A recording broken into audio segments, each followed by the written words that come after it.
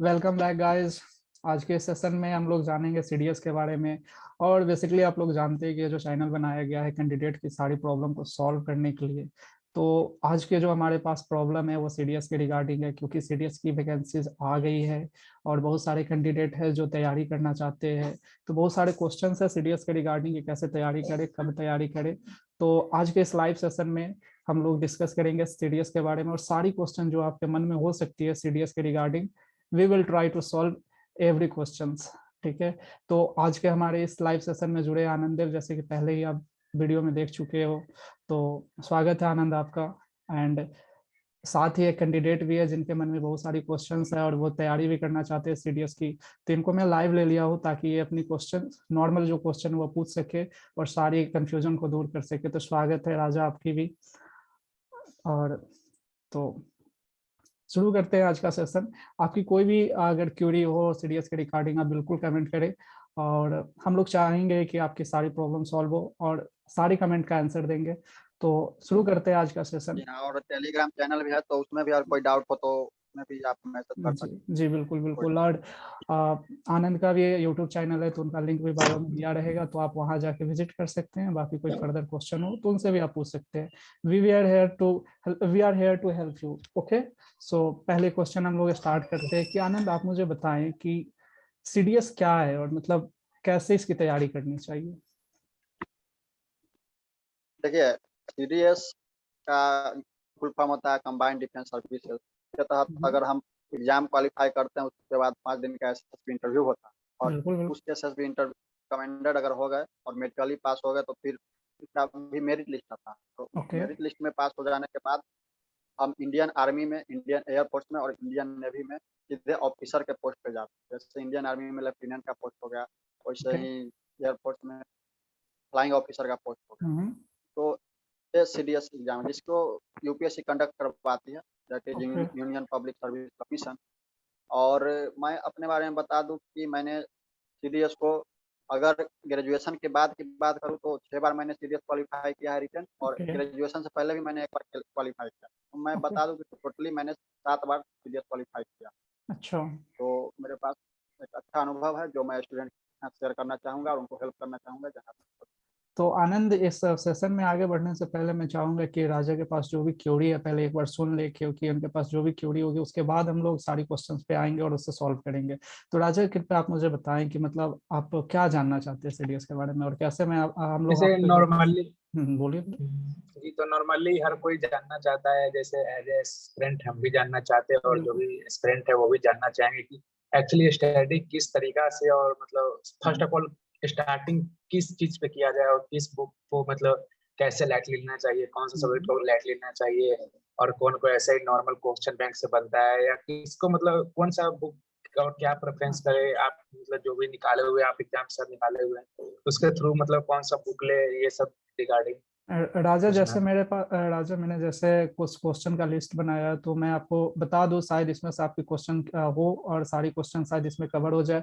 जैसे कि आज के या उसके सेशन में बाद हम। अगर कोई राजा का कोई क्यूरी बचता है तो फिर हाँ। वो आगे हम्म। चल के पूछ सकते जैसे या जैसे आज के सेशन में हम लोग जो लिस्ट बनाए क्वेश्चंस का वो बता देते हैं कि क्या क्या क्वेश्चंस हम लोग डील करेंगे, कि सीडीएस की तैयारी कैसे जी करनी चाहिए, क्या एक साल सीडीएस के लिए इनफ है या 3 महीना में भी आप सीडीएस की क्लास कर सकते, मतलब सीडीएस क्रैक कर सकते हैं।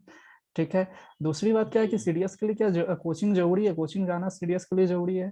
ठीक है। फिर नेक्स्ट क्वेश्चन जो हमारी, क्या क्वेश्चन रिपीटेड होती है, प्रीवियस ईयर लगाना जरूरी है। एजुकेशनल क्वालिफिकेशन जी क्या है, सिलेबस क्या है। ठीक है।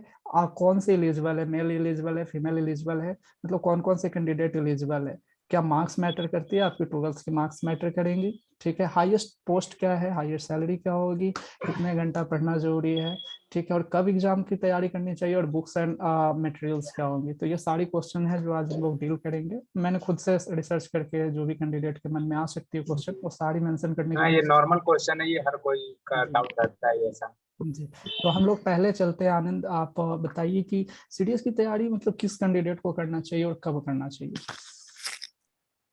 हैं। देखिए, सीडीएस की तैयारी किस कैंडिडेट का करना चाहिए, इसका क्वेश्चन का हम्म। तो एक ही जवाब है कि कैंडिडेट को अगर डिटर्मिनेशन है, कैंडिडेट के पास अगर एकदम एक जो है ना एक गोल है, हाँ हमको हम्म। सीडीएस करना है, तो कोई भी कैंडिडेट कर सकता है। इसके लिए ऐसा नहीं है कि एक खूब इंटेलिजेंट स्टूडेंट भी चाहिए, एक एवरेज स्टूडेंट भी जो है और बिलो एवरेज स्टूडेंट भी अगर मेहनत करे और अच्छा से एकदम सही डायरेक्शन में अगर मेहनत करे तो वो निकाल ले। अच्छा, ऐसा तो कुछ नहीं है कि आनंद, हाँ कैंडिडेट हाँ, डिपेंडेंट। आनंद, आपके अनुसार कि मतलब कब एग्जाम मतलब सीडीएस की शुरुआत कर देनी चाहिए प्रिपरेशन की, अगर सीडीएस में जाना देखिए चाहते हैं तो? हाँ, सीडीएस के थ्रू मैं ऑफिसर तो बनना कहूँगा चाहते कि हैं। जी हाँ, मैं तो कहूँगा कि जब आप ग्रेजुएशन शुरू कर दिया आपका 12th, तो हम्म, आपको क्या करना चाहिए कि जब आप ग्रेजुएशन का सब्जेक्ट पढ़ते हैं तो उसमें होना क्या चाहिए कि आप ग्रेजुएशन के सब्जेक्ट के साथ-साथ थोड़ा बहुत सीडीएस के बारे में भी पढ़ते रहें। जैसे मान लीजिए कि सीडीएस का सिलेबस आप उठा लीजिए, उसमें हम्म, क्या-क्या टॉपिक पढ़ना है, उसको आप धीरे-धीरे करके एक-एक टॉपिक करके हम्म, कंप्लीट करते रहिए। ऐसे में क्या हुआ कि 3 साल में जैसे ही आपका ग्रेजुएशन कंप्लीट होगा, वैसे ही आपका सीडीएस भी कंप्लीट हो जाएगा, चाहे वो मैथ हम्म, हो, इंग्लिश हो या फिर जीएस की बात। हम्म, क्योंकि 3 साल सफिशिएंट है। आप एक दिन में अगर 2-3 टॉपिक कवर करते हैं, तो 3 साल में आपका बहुत सारा टॉपिक कवर। हम्म। तो ये एक अच्छी बात होगी कि आप ग्रेजुएशन के साथ-साथ प्रिपरेशन करें और जब आपका ग्रेजुएशन फाइनल हाँ, हो जाए तो क्योंकि उसको आप क्योंकि एक्चुअली होता है क्या है कि बहुत सारे लोगों को ये नहीं पता रहता है कि सीडीएस की तैयारी कब करनी चाहिए, और बहुत सारे लोगों को तो पता भी नहीं होती कि सीडीएस की एग्जाम भी देना है। नॉर्मली जो हिंदी बैकग्राउंड से आते हैं, जैसे मैं अपनी ही बात बताऊँ तो मुझे ग्रेजुएशन के बाद पता चली कि सीडीएस का एग्जाम आप दे सकते हो, उसके बाद मैंने सीडीएस का एग्जाम दिया। तो बेसिकली ये क्वेश्चन रहती है कि सीडीएस की तैयारी कब करनी चाहिए, तो आई थिंक राजा आपकी ये डाउट क्लियर हो गई होगी। नेक्स्ट जो हम क्वेश्चन पे जी आते हैं कि मतलब क्या सीडीएस की तैयारी के लिए कोचिंग जरूरी है क्या, मतलब कोचिंग करना चाहिए, कब करना चाहिए, और क्या जो भी हो आप बताएं मुझे। देखिए कोचिंग की जहाँ तक बात है तो मैं कहूँगा कि ये स्टूडेंट टू स्टूडेंट प्रेफ़र हम्म, करता है। हम्म, अगर आप चाहेंगे तो बिना कोचिंग के भी निकाल सकते हैं। अगर हम्म, आपके पास रिसोर्सेज़ हैं, अगर आप चाहते हैं कि हाँ, हम कोचिंग करके निकलें तो आपको वो भी सुविधा उपलब्ध है। लेकिन बिना हम्म, कोचिंग के सीडीएस निकाला जा के हाँ, बाद तो उसमें क्या है कि फास्ट सिलेबस को आपको कवर करना है पेपर 1, 2 और 3 को और जब आप सिलेबस कवर कर लिए उसके बाद रेगुलर प्रैक्टिस कीजिए और जो हम्म। रिसोर्सेज हम बताएँगे उसका यूज़ कीजिए, तो आपको क्लास करने की कोई ज़रूरत नहीं। आप ऐसे भी एग्ज़ाम निकाल अच्छा, अच्छा, नेक्स्ट क्वेश्चन जो हमारी आएंगे हम लोग बुक्स एंड रेफरेंसेस पे, बुक्स एंड मटेरियल्स पे आएंगे नेक्स्ट, लेकिन उससे पहले मैं आपसे पूछना चाहूंगा कि मतलब what will be the basic eligibility criteria for the appearing in the CDS examination? in this examination, any candidate who are, graduate from hmm, any subject, hmm, they can appear for this examination. And hmm, there is no minimum qualifying marks criteria hmm, for graduation especially. हम्म। अगर आप 12th में आपका 50% marks से above है तो आप दे सकते हैं, इसमें अच्छा, कोई दिक्कत नहीं। बिल्कुल बिल्कुल। सो नेक्स्ट हम आपसे जो क्वेश्चन पूछना चाहेंगे कि क्या इसमें फीमेल कैंडिडेट भी एलिजिबल है या ओनली मेल?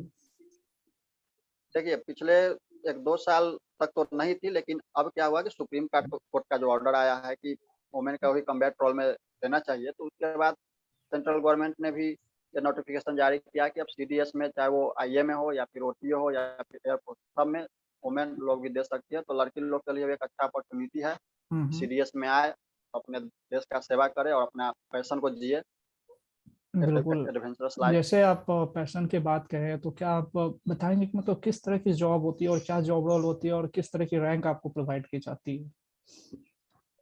देखिए, जैसे मैं आर्मी का ही ऑप्शन ले लेता हूँ, तो आर्मी में अगर अगर आप सीडीएस में फाइनली सिलेक्टेड होते हैं, तो इंडियन आर्मी में आप लेफ्टिनेंट के पोस्ट पर कार्यरत हम्म, होते हैं, जो हम्म, कि एक ऑफिसर का पोस्ट है, जिसमें आपको टीम को लीड करना है।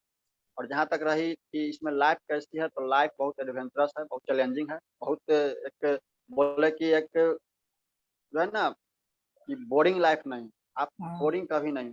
आपको डिफरेंट डिफरेंट जगह पर ले जाया जाएगा, डिफरेंट टूर टूर करेंगे आप, डिफरेंट टेरेन पर जाएँगे, जंगल्स में जाएँगे, पहाड़ों पर जाएँगे, डिफरेंट तरह के टास्क करेंगे। तो एक आदमी के अंदर एक बन जाता है कि हाँ, मज़ा आ रहा है जॉब करने और में। ये चीज़ नेक्स्ट है इसमें।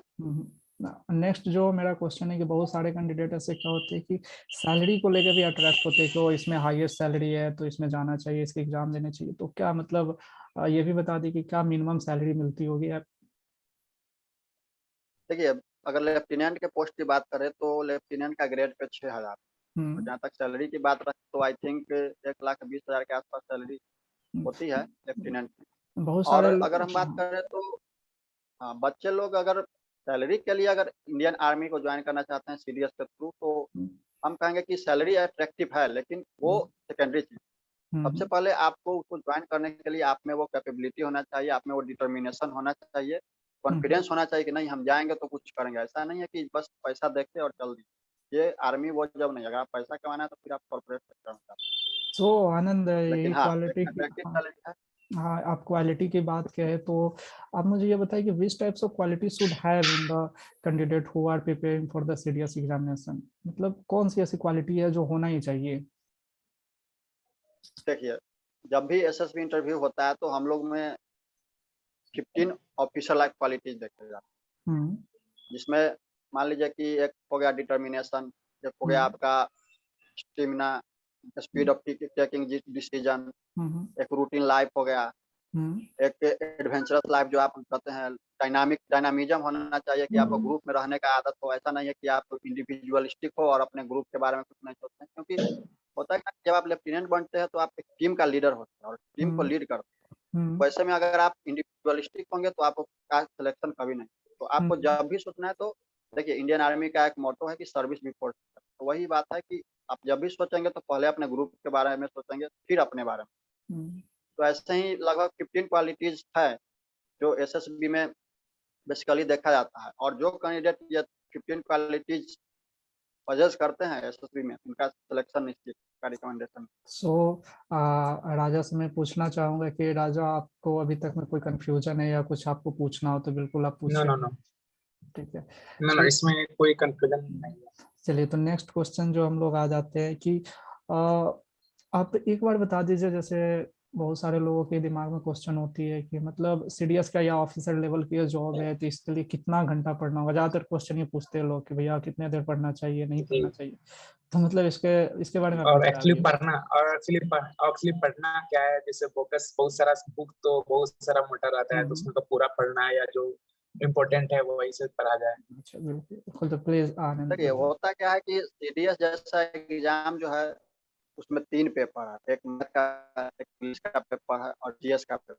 हम्म तो मैं कहूँगा कि ये तीनों पेपर कंप्लीट करने के लिए एक फास्ट स्ट्रेटजी की ज़रूरत पड़ती है, एक अच्छा सिलेबस है तीनों हम्म पेपर कंप्लीट करना। हम्म तो अगर आप स्पेशलिस्ट सीडीएस का तैयारी कर रहे हैं हम्म तो आई थिंक कि 8 से 9 घंटा आपके लिए सफिशिएंट है। हम्म बशर्ते आप टाइम मैनेजमेंट कैसे करते हैं कि तीनों सब्जेक्ट में मान लीजिए कि 3-3 घंटा टाइम, या हम्म फिर जो भी सब्जेक्ट आपका कमज़ोर है उसमें थोड़ा ज़्यादा टाइम दीजिए, और जो सब्जेक्ट कमज़ोर नहीं है उसमें थोड़ा कम टाइम दीजिए। हम्म लेकिन एक बेसिक जो होता है उसको सिलेबस कंप्लीट करने के लिए हाँ चाहिए कि कम से कम 8-9 घंटा तो कम से कम चाहिए ही बच्चों को पढ़ने।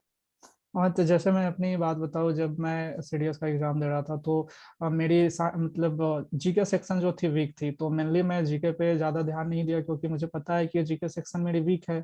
तो मेनली मैं जो ध्यान दिया तो वो थी मेरी इंग्लिश और मैथ। तो अकॉर्डिंग टू देयर कैपेबिलिटी कि आपके मतलब कौन सी पार्ट सबसे ज़्यादा मजबूत है, आप किसमें सबसे ज़्यादा इंटरेस्टेड है, उस पर ज़्यादा ध्यान देना चाहिए ना। जो पार्ट आपका कमज़ोर है उस पे आप थोड़ा ज़्यादा ध्यान दे दीजिए, ताकि वो भी पार्ट आपका ठीक हो जाए और पार्ट हो आप जाए। इक्वली तीनों पे अच्छा मार्क्स पाओ।